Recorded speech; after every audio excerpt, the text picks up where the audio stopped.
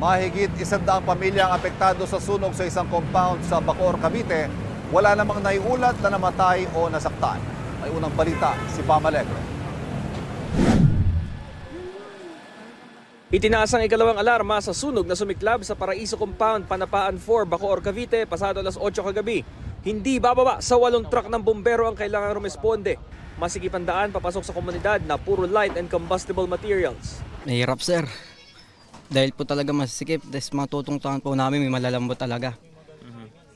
Minsan, di namin napapansin, may matutulis sa bagay. Pwede talaga kami madahil sa anumang oras. Ganito yung sitwasyon dito sa Magdamag. Patuloy na inaapula yung apoy, dikit-dikit yung mga apektadong bahay at magiging malaking hamon sa mga residente na makabangon muli. Si Evelyn Lanto, dito na lumaki sa compound na ito, kapitbahay niya rin ang mga kapatid niya. Lahat sila puro mga nasunugan, wala silang naisalbang mga gamit. Ngayong paparating na ang holiday season, determinado silang makapagsimula muli. Kaya ngayon, laban lang din para sa mga anak. Nakontrol ang sunog pasado alas 9 ng gabi. Tuluyan din itong naapula matapos ng isang oras. Walang naitalang sugatan o nasawi sa sunog. Iimbestigahan pa ng Bureau of Fire Protection ang sanhi ng apoy maging ang kabuuang halaga ng pinsala. Meron siyang perimeter fence. That's why we're having some difficulty approaching the fire. So ito yung best approach talaga. As you can see naman, kanina dito crowded to. Of course, mga tao leaving the fire scene, of course. That's why we also had difficulty accessing this. Makipot siya. Humigit kumulang 130 na pamilya o 600 na mga individual ang nananatili sa multipurpose court ng barangay. Meron tayong agarang tulong galing City of Government of Bacoor na mga pagkain at itong mga CSWD na nasa likod ko po ay nag-i-interview na sa kanila para sa mga tulong pa na mabibigay. Ito ang unang balita sa Bacoor, Cavite, Pam Alegre para sa GMA Integrated News.